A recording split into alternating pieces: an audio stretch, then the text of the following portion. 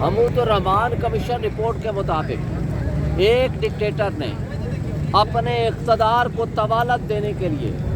نہ صرف جمہوریت کو دفن کیا بلکہ آئین اور قانون کی پامالی کی، اس کے ساتھ ہیومن رائٹس وائلیشنز کیے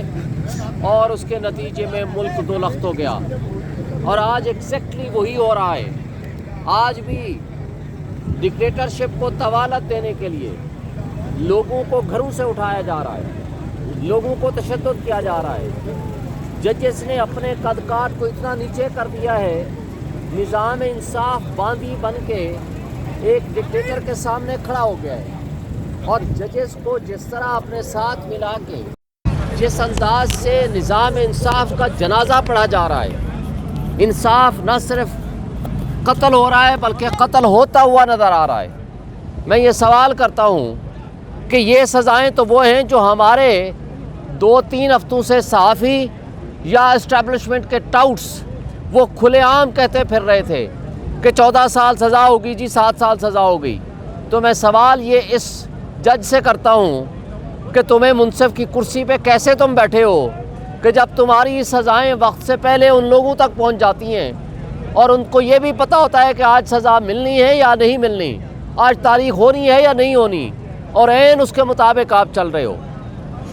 دیکھیں آج جو صورتحال ہے کہ جو ججز یا جو ادارے یا جو اشخاص اس ڈکٹیٹر کی طرف چلے جاتے ہیں